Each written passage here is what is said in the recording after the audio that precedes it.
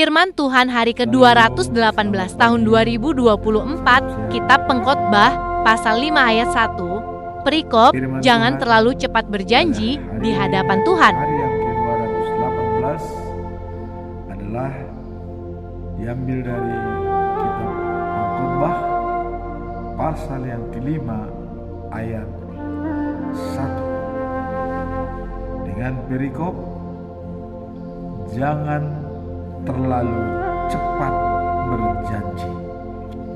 Inilah perikopnya. Dan kemudian sebagai ayat inti atau natsnya dalam ayat 1 tersebut dikatakan adalah janganlah terburu-buru dengan mulutmu,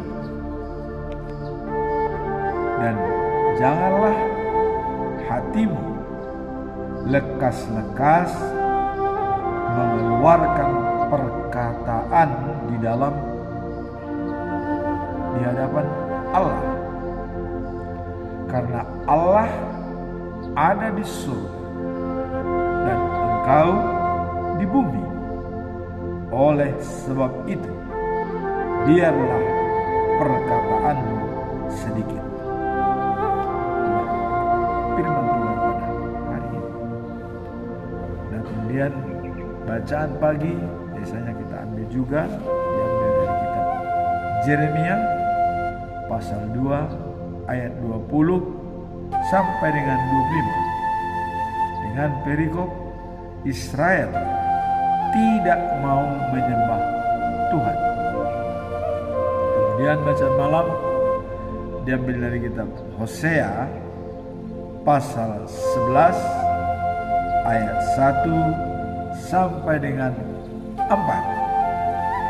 Dengan perikop Tuhan mengasihi umatnya yang durhaka. Itulah firman Tuhan pada hari ini.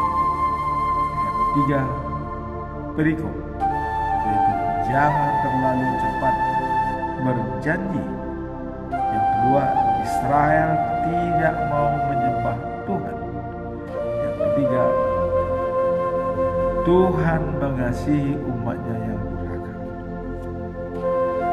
Namun sebelum kita masuk dalam perikop hari ini, kita tetap mengambil pedoman kita dalam bulan ini, bulan Agustus, yaitu hikmat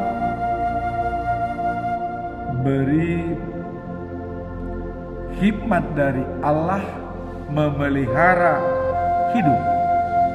Jadi hikmat dari Allah memelihara hidup. Jadi hikmat dari Allah memelihara hidup. Nah, sedangkan ayat inti dalam bulan Agustus diambil dari Pengkhotbah pasal 7 ayat 12. Karena perlindungan hikmat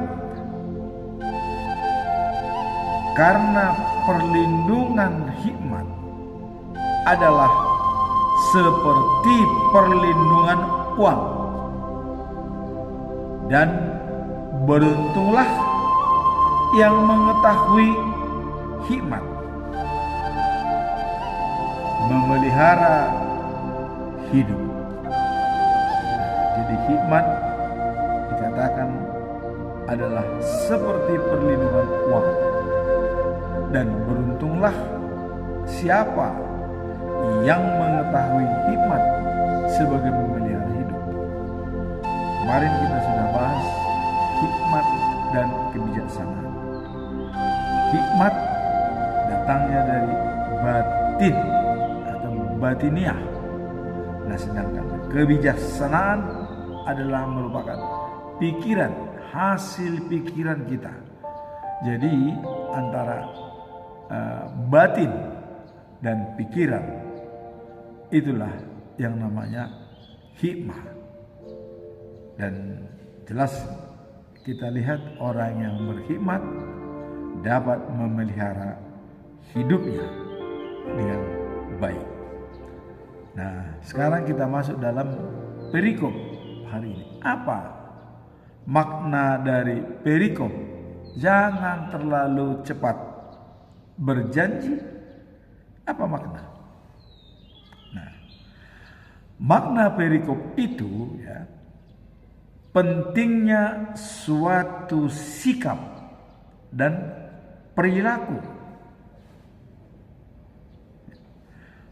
Hati-hati ketika mendekati Tuhan. Jadi ada yang namanya sikap dan perilaku untuk hati-hati mendekati Tuhan. Apa itu sikap? Dan apa itu perilaku? Nah, sikap adalah suatu pemahaman konsep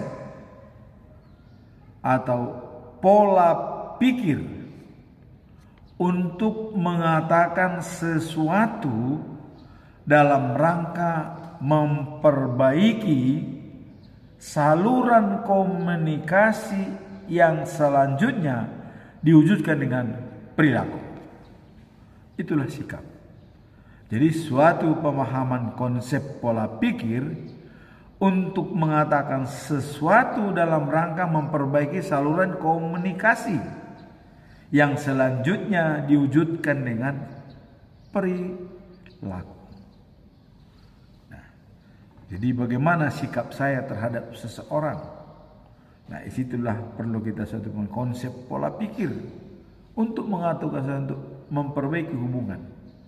Nah, kemudian apa yang termaksud atau modal dasar daripada sikap?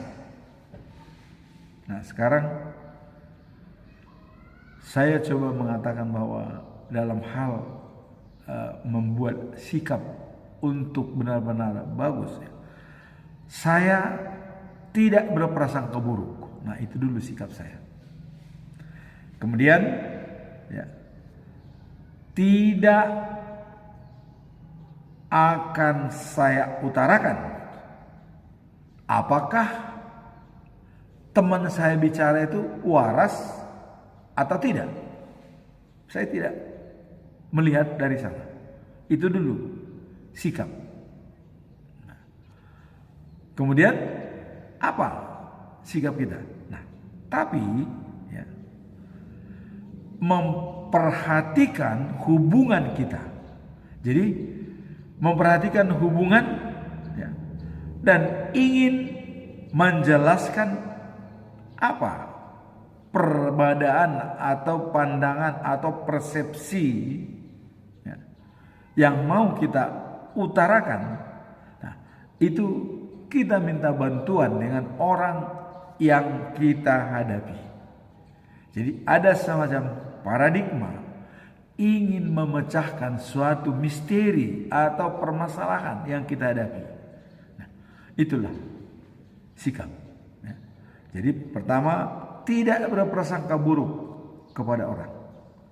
Kemudian tidak ingin menanyakan apa latar belakang dia, siapa dia, bagaimana kondisinya, jangan. Sakit, sehat atau tidak, jangan.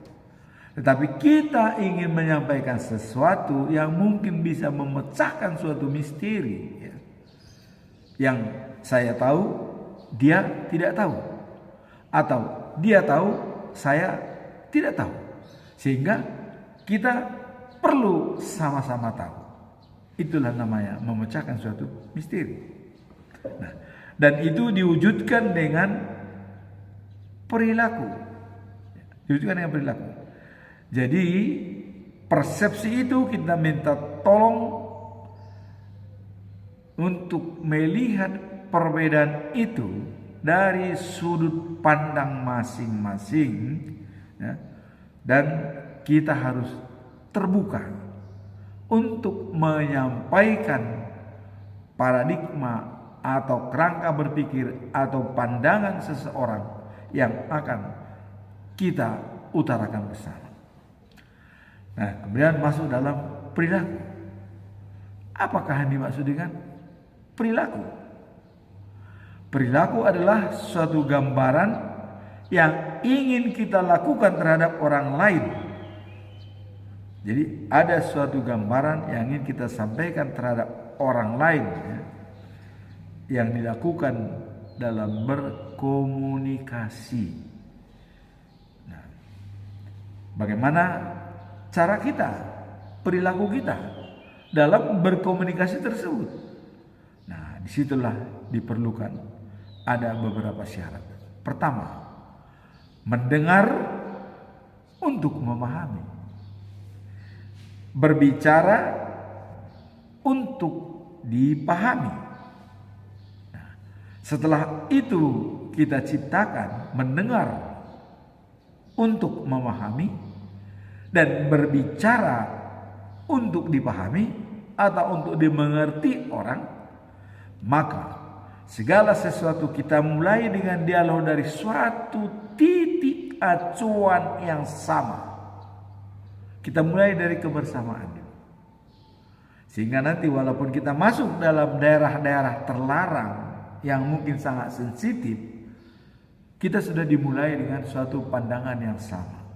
Ingin membuka misteri.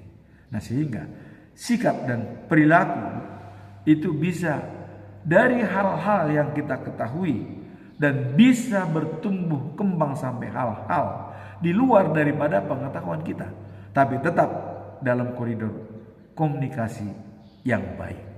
Mendengar untuk memahami, berbicara untuk dipahami. Nah, kemudian apa perikop hari ini dikatakan tadi, bahwa jangan terlalu cepat berjanji.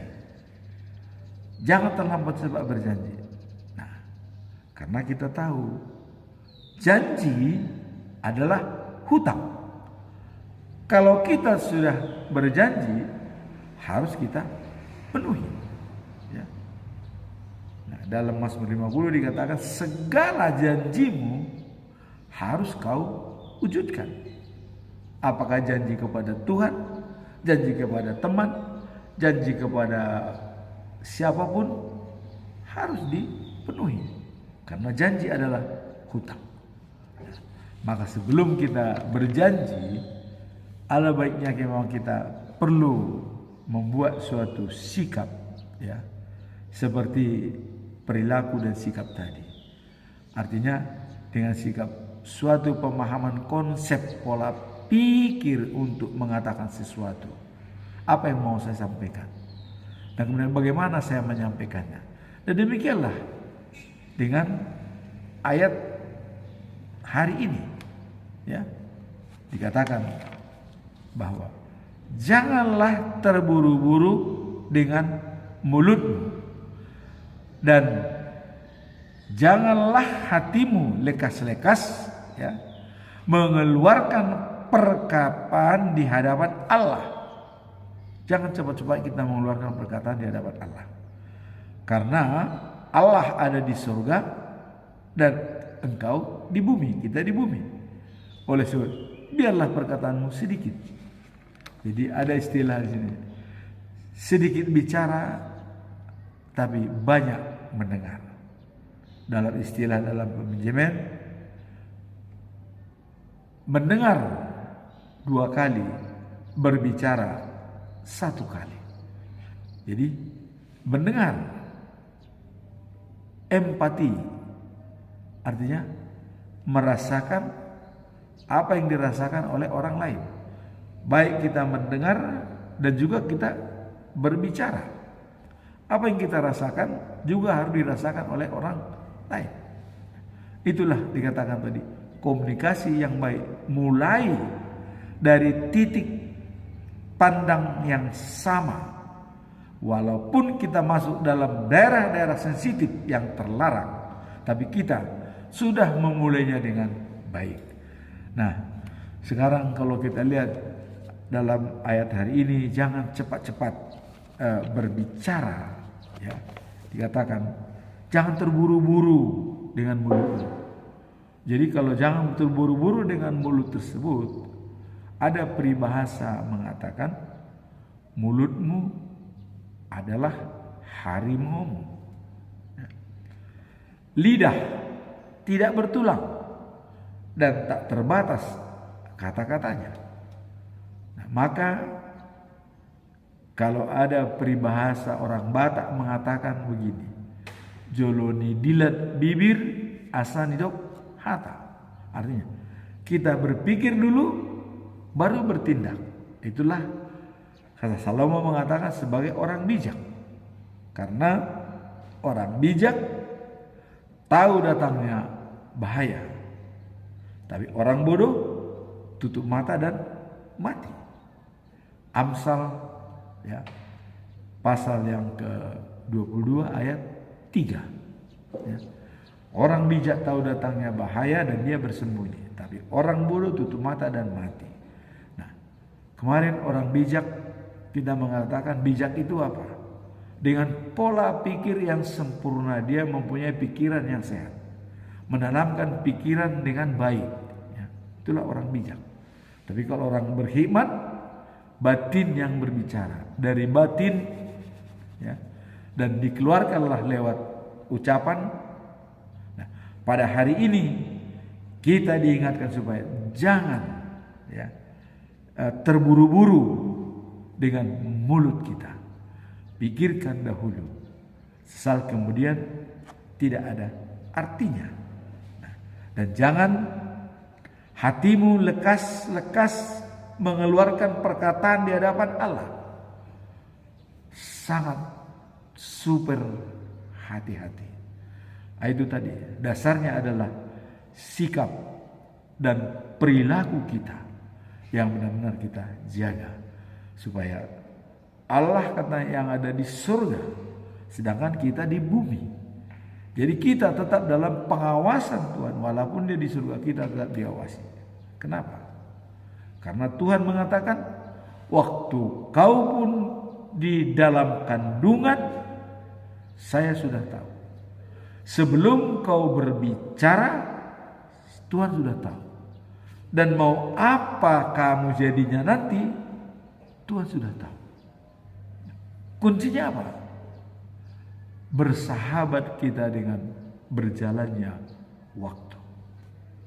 Bersahabat dengan berjalannya waktu. Apa yang kita lalui, bersahabat. Apapun penderitaan kita, baik buruk, kita tetap bersahabat dengan penderitaan itu. Dan orang mengatakan, kalau kita bersahabat dengan penyakit kita, kita kuat. Tapi kalau kita bermusuhan dengan penyakit kita, kita stres. Coba ya kita tidak bersahabat dengan apa yang kita derita, pasti stres. Setelah stres, ya akhirnya antara jiwa dan roh bertentangan, badan apalagi fisik, terjadi konflik dalam diri kita antara hati nurani, pikiran, ya, dan juga fisik.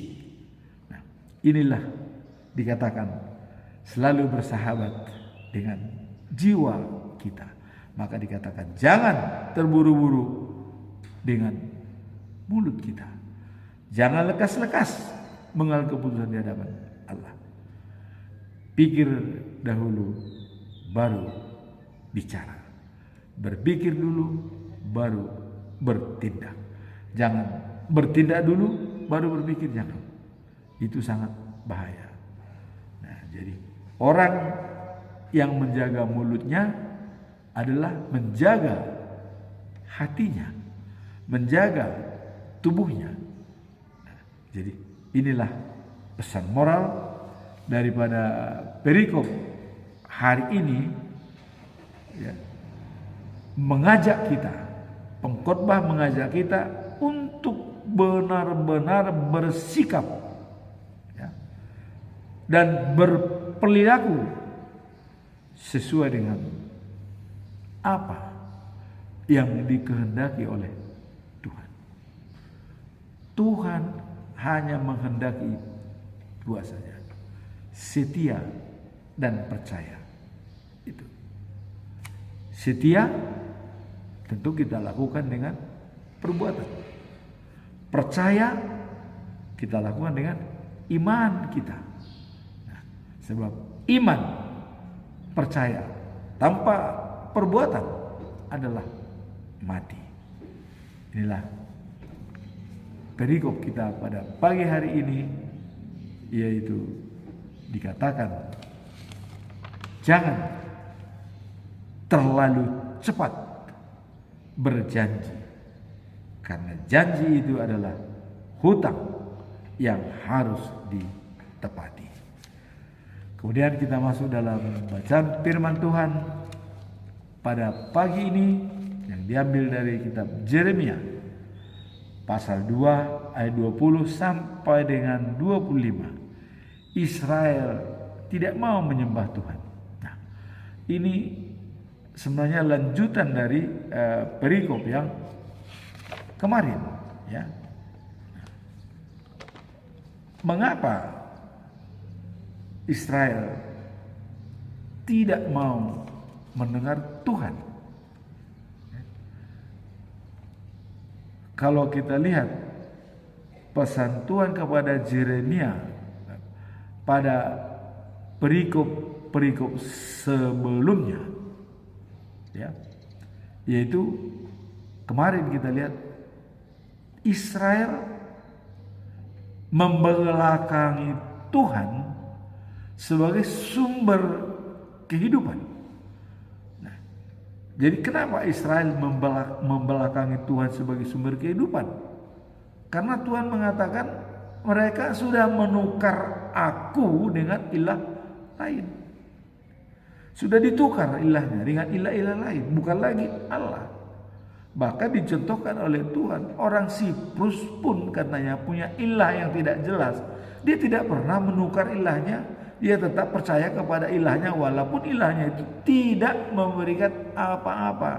Tapi kenapa kalian menukar saya dengan ilah lain? Kalian tak percaya kepada dewa-dewa, mengikuti tradisional yang ada di negeri yang kalian tempati. Inilah Allah tidak setuju. Dan bahkan sampai dikatakan kalian membangun kolam yang bocor. Bangun kolam yang bocor. Artinya tidak ada bisa air yang disimpan, habis terus. Sia-sia. Kira-kira begitu. Nah kemudian hari ini ditambah lagi, ya, bahwa kalau kemarin ada tambahan bahwa kalian bukan hamba dan bukan keturunan hamba. Jadi benar-benar pilihan. Kemudian hari ini, ya, dikatakan oleh Tuhan bahwa kalian adalah bibit anggur yang kutanam yang bagus seperti bibit anggur. Tetapi kenapa menjadi seperti tanaman yang liar? Bukan seperti yang diinginkan oleh Tuhan. Kok kenapa jadi liar? Ya. Jadi kata kutanam seperti anggur, tapi sekarang seperti tanaman liar. Nah, apa yang membuat seperti itu? Nah, kemudian dikatakan kalian mandi dengan sabun yang banyak, katanya. Harusnya bersih. Tapi noda-noda, ya, kesalahanmu masih terlihat olehku. Jadi walaupun sudah mencuci diri, sudah berpura-pura tobat, tapi kesalahan masih tetap kelihatan di mata saya, kata Tuhan. Tetap kelihatan di mata saya. Nah, kemudian dicontohkan lagi, kalian itu liar, kan? Sama dengan betina unta atau unta yang betina, ya, dia itu pergi ke padang gurun, berkeliaran ke sana kemari di tempat yang sunyi. Wah, dia birahi, datang pejantan, ia disambut dengan baik, disambut dengan tanpa ada susah, langsung. Seperti itulah kalian itu, kata Tuhan kepada bangsa Israel. Tolong supaya diingatkan itu, katanya kepada Yeremia. Jadi sudah liar, sudah seenaknya. Nah kemudian orang Israel mengatakan yang sudah sangat mencintai dewa-dewa, ya. Jadi mereka sudah sangat mencintai dewa-dewa mengatakan, janganlah engkau berlari-lari, ya, mencari dewa-dewa, dan janganlah berteriak memanggil mereka. Nah, jadi ada silang pendapatnya. Sudah seperti itu. Sebab kakimu akan cedera berlari-lari mencari dewa. Kerongkonganmu akan kering. Nah, janganlah seperti itu, kata Tuhan. Tapi ya, Anda mengatakan tidak, aku tak mungkin kembali, ya, terhadap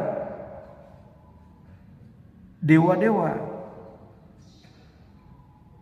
Tapi pada kenyataannya, ya, mereka sudah cinta kepada dewa-dewa dan mau mengikuti mereka.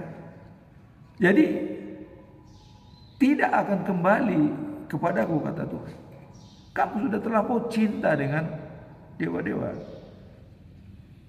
Dan Israel tetap berkeras mencintai ilah-ilah lain yang dibenci oleh Tuhan. Nah disinilah Tuhan sebenarnya mau menyampaikan belas kasihannya kepada bangsa Israel yang sudah durhaka sebenarnya. Nah, tapi pada saat ini kelihatannya mereka belum mau meninggalkan dewa-dewa yang sudah jatuh cinta mereka kepadanya. Kita tidak tahu, kata Tuhan, kenapa mereka membelakangi saya. Ini masih tanda tanya. Apakah selamanya Israel seperti itu? Mari kita lihat nanti perikop berikutnya. Ya, mungkin besok kita akan lihat ya, perikop lanjutan dalam pasal ini. Sebab pada hari ini ditekankan, dicontohkan oleh Tuhan terlampau cinta kalian kepada dewa-dewa sehingga sulit kembali menyembah aku.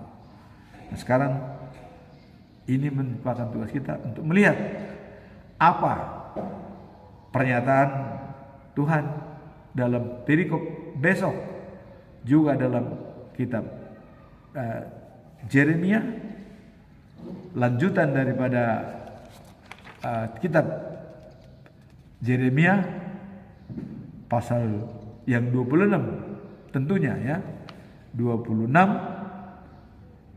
sampai dengan 28. Mari kita lihat besok. Tapi yang jelas dalam perikop pasal ini adalah Tuhan ya,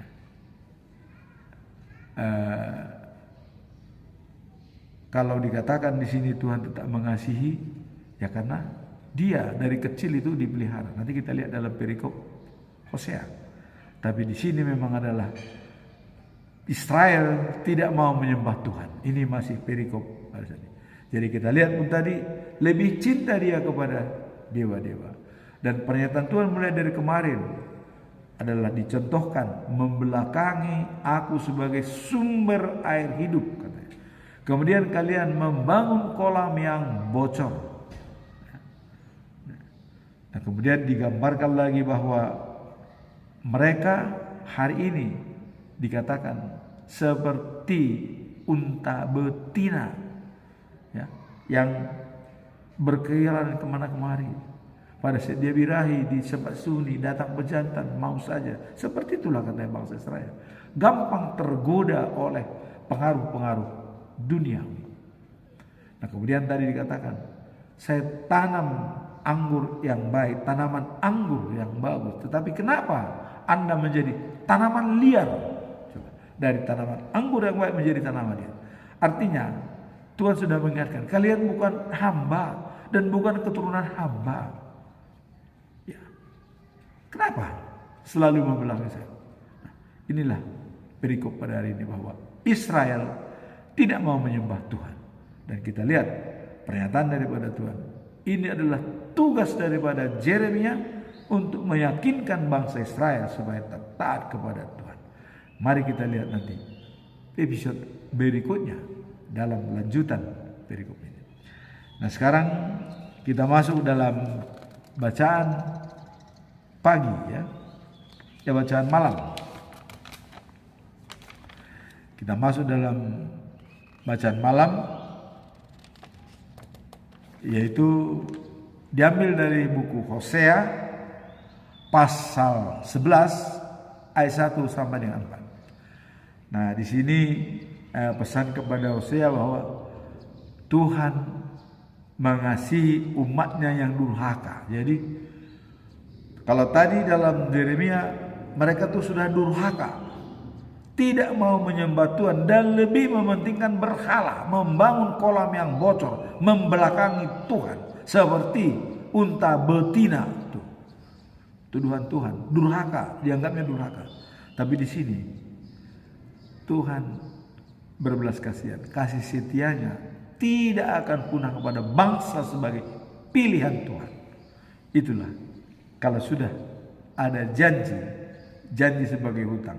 Tapi untuk menempati janji itu walaupun ada perjalanan-perjalanan yang panjang, seperti 40 tahun di gurun pasir dari Mesir ke Kanaan, 70 tahun di pembuangan Babel, itu bukan waktu yang singkat, waktu yang sangat-sangat banyak.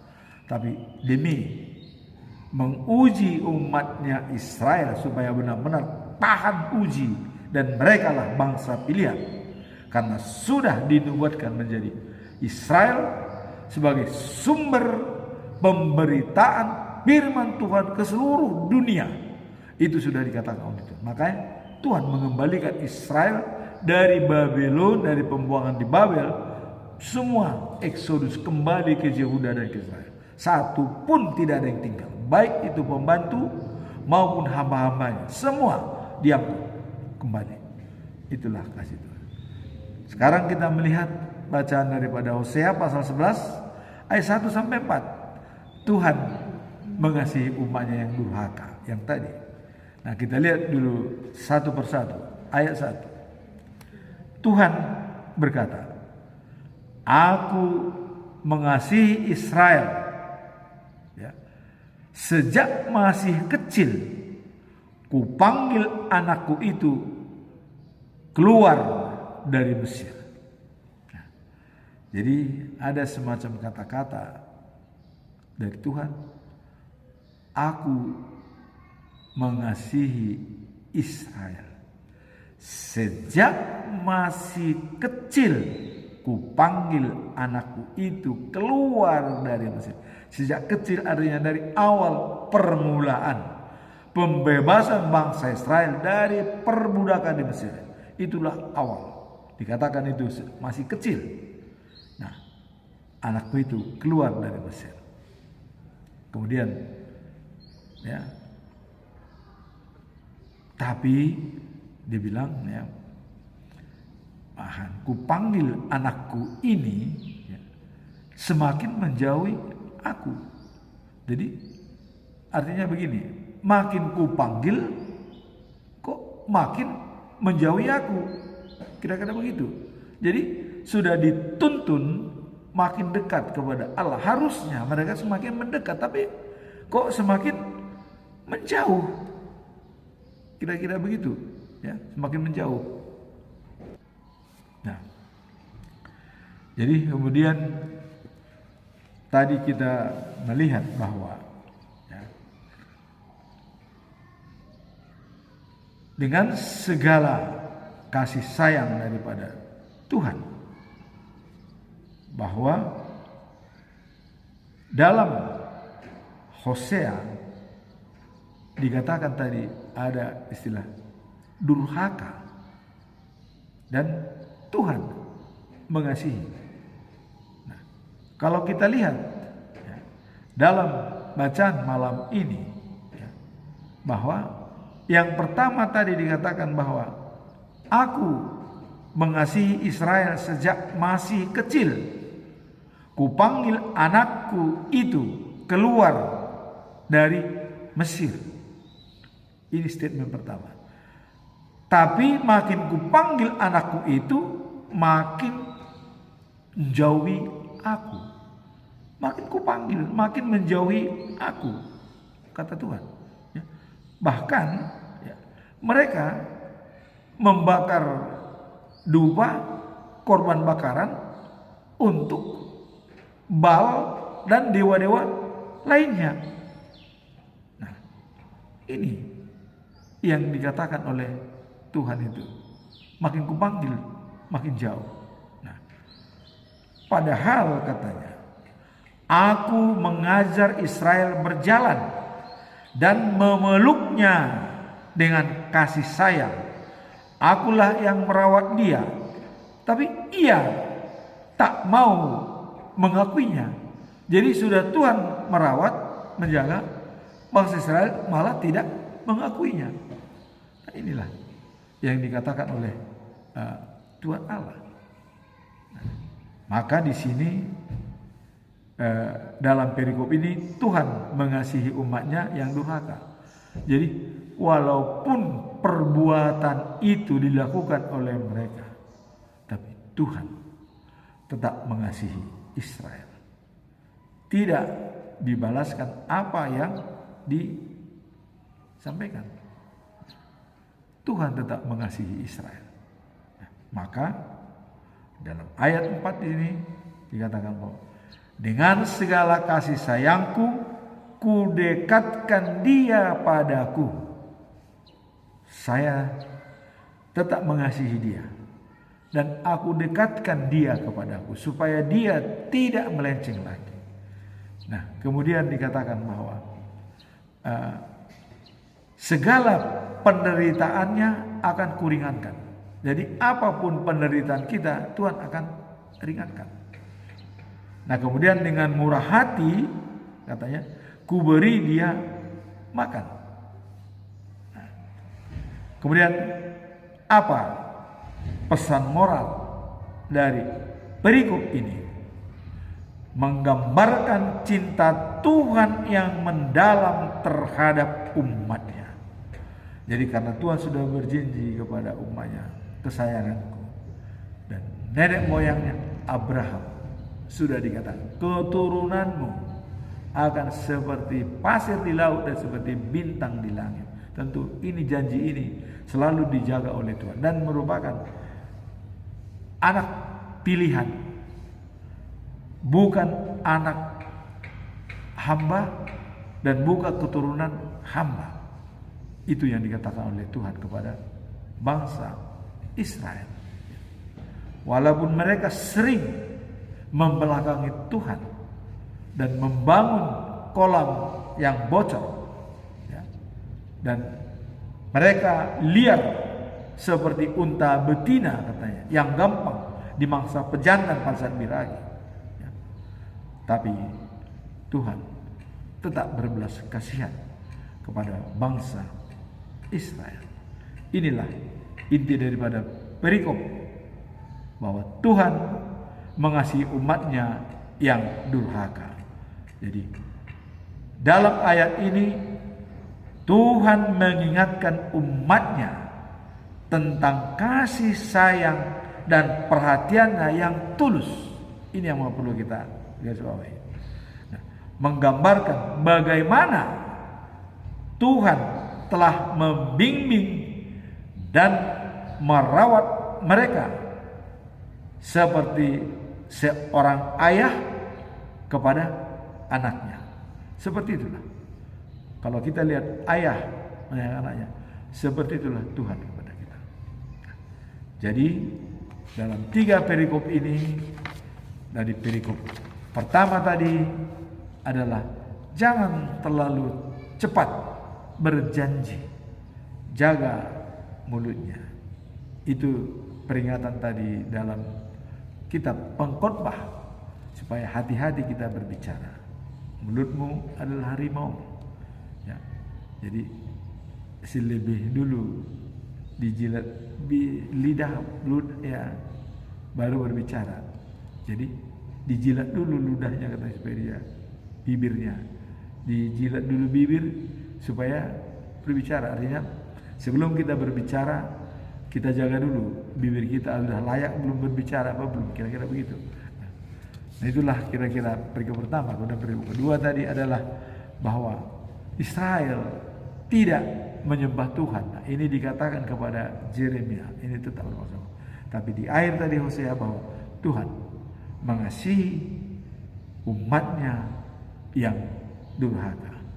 Berarti Tuhan tetap ingin hidup manusia. Kemarin ayat yang hari Sabtu kita bahwa Tuhan tidak senang apabila seseorang mati dalam dosanya. Tapi biarlah dia bertobat ya supaya dia hidup. Nah, ini tetap merupakan pegangan kita. Dan demikianlah firman Tuhan pada pagi hari ini. Semoga firman ini menjadi kekuatan bagi kita dalam melaksanakan tugas kita sehari-hari. Amin. Tuhan memberkati.